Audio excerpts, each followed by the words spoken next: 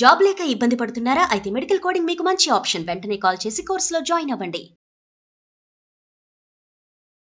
నమస్తే, welcome back to Suman TV. Present మనతో పాటు ఉన్నారు family counsellor, public speaker, motivation speaker Rajani Rama గారు. నమస్తే మ్యామ్. నమస్తే నవీన.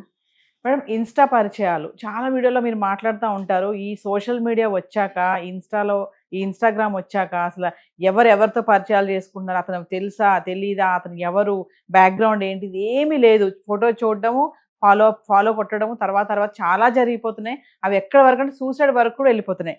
మరి ఈ మధ్య కాలంలో ఒక ఇన్సిడెంట్ చూసుకుంటే, మరి 20 సంవత్సరాల అబ్బాయి 40 సంవత్సరాల మహిళతో సంబంధం పెట్టుకోవడం, మళ్ళీ వాళ్ళు పెళ్లి చేసుకోవడము, మరి ఒకసారి అంటే ఎంత కూడా ఇన్స్టాగ్రామ్ పరిచయంలో జరిగిన సంఘటన. ఇది వైరల్ అవుతుంది ఇప్పుడు ఈ వీడియో. అంటే ఆ మహిళను మనం మాట్లాడుకుంటున్నాం కదా, ఆ మహిళ అసలు దేనికి చెందిన మహిళ? ఒక హౌస్ వైఫా, ఒక మంచి పద్ధతి గల కుటుంబానికి చెందిన అమ్మాయా, లేకపోతే ఒక జాబ్ చేస్తుందా, లేకపోతే ఒక మంచి వైపు నుంచి వచ్చిన అమ్మాయా, లేకపోతే బ్యాక్గ్రౌండ్ ఏంటి, వేరే దానికి సంబంధించిన అమ్మాయి అనేది మనకు తెలియలేదు. యువతల వాళ్ళు కూడా ఇన్స్టాగ్రామ్లో పరిచయం అయినంత మాత్రాన కనుక్కోవాలి. కనుక్కుంటే వాళ్ళు చెప్పరనుకోండి, అది వేరే విషయం. మినిమం జ్ఞానం వీళ్ళకు ఉండాలి. అసలు నువ్వెవరు, నువ్వు ఎక్కడ ఉంటావు, నువ్వేం చేస్తావు, నీకు పెళ్ళయిందా, లేకపోతే నీ సంసారం ఏంటి, అలాంటివన్నీ తెలుసుకోవట్లేదు. నెంబర్ 3 పాయింట్, ఒకవేళ వాళ్ళు వేరే కేటగిరీకి సంబంధించిన స్త్రీలు అయితే వాళ్ళ లాంగ్వేజ్ వేరే ఉంటుంది నవీన. వాళ్ళు ఓపెన్గా ప్రతి ఒక్క విషయాన్ని కూలంకషంగా చక్కగా వీళ్ళకి మాట్లాడుతూ ఉంటారు. వీళ్ళకి లబ్జుగా ఉంటుంది. అర్థమైంది కదా, నెటిజన్లకు కూడా అర్థమయ్యే ఉంటుంది. స్వీట్గా మాట్లాడతారు. ఇక ఇది ఇలా ఉంటుంది, అది అలా ఉంటుంది, ఇలా చేస్తే బాగుంటుంది, అలా చేస్తే బాగుంటుంది, నువ్వు నాతో వస్తే నేను నీకు ఇలాగ చూపిస్తాను, అలాగ చూపిస్తాను, ఇలా చేస్తాను, అలా చేస్తాను. ఈ పిల్లలు కదా వీళ్ళు, యువతల ఏజ్ చిన్నదైతే నేను చెప్తున్నా, వీళ్ళకి అర్థం కాదు. ఇలా ఉంటుందా? చిన్నపిల్లలకి ఏం తెలుసు? పెళ్లి కాని పిల్లలకి, ఇంకా అటువంటి విషయాలు టచ్ లేని వాళ్ళకి ఇవన్నీ అర్థం కావు. ఇలా ఉంటుందా, ఇప్పుడు భలే చెప్తుంది. ఇంకా ఏమీ అర్థం కాదు అబ్బాయికి. ఆ అమ్మాయి ఏమన్నా దరిద్రపు కేటగిరీకి చెందిన స్త్రీయా అనే ఆలోచన 0.1% కూడా వాడికి రాదు.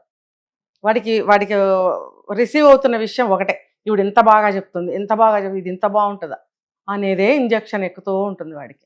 ఈజీగా పడిపోతారు. మనం ఒకరోజు కలుద్దాం, నేను ఇక్కడే ఉంటాను, నీకు చాలా దగ్గరలో ఉన్నాను, ఏం దరిద్రపు మాటలు ఇంకేం చెప్తారో మనకు తెలియదు. ఇమ్మీడియట్గా కలుస్తారు. కలిసిన తర్వాత కొన్నాళ్ళు బాగానే ఉంటుంది. చిన్నపిల్లలు కదా, వచ్చే వయసు వీళ్ళకి బాగానే ఉంటుంది. దానికేంటి, కొంత రోజులైన తర్వాత వాళ్ళు బ్లాక్మెయిల్ మొదలెడతారు కదా. Second step blackmailing. డబ్బు ఇవ్వకపోతే వీళ్ళు భయపడిపోవడమో, ఆత్మహత్యలు చేసుకోవడమో, ఏదో ఇరుక్కుపోతారు. శ్లేష్మంలో పడ్డ ఏగలాగా గిలగిలగిల కొట్టుకుంటుంటారు. ఇంకా అందులో బయటికి రాలేరు. ఒక క్వశ్చన్ చెప్పండి మేడం, మరి యంగ్స్టర్స్కి ఇప్పుడు స్కూల్ ఏజ్ అయిపోయాక ఖచ్చితంగా మొబైల్ ఇవ్వాలి పేరెంట్స్. ఏంటంటే ఏదో ఒకటి ఇన్ఫర్మేషన్ కోసమో, వీళ్ళతో మాట్లాడడం కోసమో, కాలేజ్లో ఏదైనా ఇన్ఫర్మేషన్, ఎడ్యుకేషన్ పర్పస్, వాళ్ళు జాబ్ చేస్తే జాబ్ పర్పస్, మరి ఫోన్ అయితే ఖచ్చితంగా ఉండాలి కదా. ఫోన్ అనగానే ఇంకా ఫేస్బుక్, వాట్సాప్, ఇన్స్టా ఇవన్నీ ఒక దాంతో ఖచ్చితంగా పెట్టుకోవాల్సి వస్తుంది యాప్స్.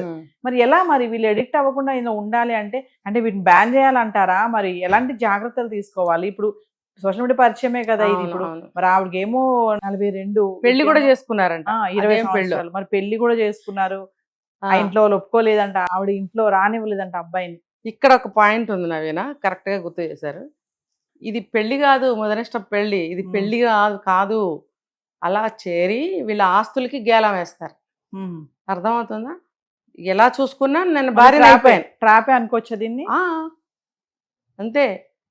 దాన్నేమో లవ్ జిహాద్ అన్నారు, దీన్ని ఏమనాలి? ఎలా మేడం? మరి అబ్బాయిలు ట్రాప్ లో పడిపోతున్నారు, అమ్మాయిలు ట్రాప్ లో పడిపోతున్నారు. అంటే అబ్బాయిలు ఏమో ఆంటీలు ట్రాప్ లో పడిపోతున్నారు, ఆంటీలకి ఏమో అబ్బాయిలు ట్రాప్ లో పడుతున్నారు, అంకుల్స్కి ఏమో అమ్మాయిలు ట్రాప్ లో పడిపోతున్నారు. అవును, అది నేను ఫస్ట్ నెంబర్ 1 పాయింట్. ఎవరికి వాళ్ళకి సెల్ఫ్ కంట్రోల్, లోక జ్ఞానం very very very important. Next 3rd point ఏంటంటే, చట్టాల్లో మార్పులు రావాలి. ఇప్పుడు ప్రతిదీ వచ్చి ఆస్తి కోసం వేస్తుంది, అవునా? అబ్బాయి వెళ్ళి అమ్మాయి ఆస్తి కోసం వేసిన కేసు మనం ఇప్పటివరకు చూడలేదు. నాకు తెలిసి చూడలేదు. ఈ ఆడవాళ్ళందరూ వయసు తేడా లేకుండా వచ్చేసి పెళ్ళని చెప్పేసి, పరిచయం అని చెప్పేసి వీళ్ళ ఆస్తికి గేలం వేస్తున్నారు. ఇక్కడ ఒక చట్టం చేస్తే బాగుంటుంది. తల్లిదండ్రుల ఆస్తి తాతలదైనా సరే ఈ తరానికి డైరెక్ట్గా చెందకూడదు. ఏంటి, అన్నీ బాగుంటే చివరికి వాళ్ళు ఇస్తే మీరు తీసుకోవాలి. అది ఉంది ఆల్రెడీ చట్టం. దీన్ని స్ట్రిక్ట్ చేయాలి. తాతలదైతే మనవడికి వస్తుంది, మనవరాలకు వస్తుంది, ఈ లొసుగులు పెడుతున్నారు. అయితే వీళ్ళకి ఒక భయము, ఒక భవిష్యత్తు మీద ఒక అవేర్నెస్, మనకి రేపొద్దున ఎలా బ్రతుకుతాము అనే ఒక భయము ఉండాలి అని అంటే ఈ చట్టాలని కొంచెం టైట్ చేసి పెట్టాలి.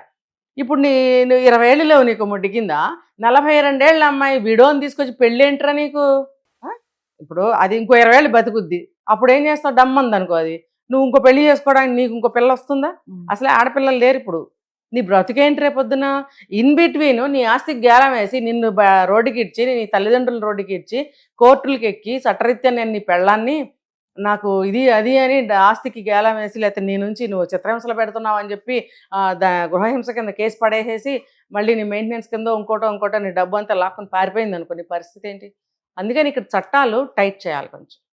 ఇలాంటి వస్తున్నాయి కాబట్టి ఆస్తి హక్కులు ఏ విధంగా సంక్రమించాలి అనేది గట్టిగా టైట్ చేసి పెట్టాలి చట్టాలు. అప్పుడు ఈ మొహాలన్నిటికీ జాగ్రత్తగా ఉంటాయి. ఈ డబ్బు కోసం ఆస్తి కోసం షుగర్ డాడీలు, షుగర్ మమ్మీలు, గాడిదగుడ్డు మమ్మీలు, రకరకాల పేర్లు అనమాట. గుర్తుపెట్టుకోవాల్సిన అవసరం కూడా మనకు లేదు. ఈ రకరకాలు ఇవి రెండుకి చెక్ పెట్టాలంటే చట్టాల్లో మార్పు రావాలి. తర్వాత ఈ ఇన్స్టాల్లో మన స్నేహాలు పెంచుకోవాలా వద్దని ఇంగిత జ్ఞానం మనిషి అనేవాడికి ఉండాలి. నువ్వు చస్తానంటే చావు, రోజు భారం తగ్గుతుంది, ఎవరికి నష్టం?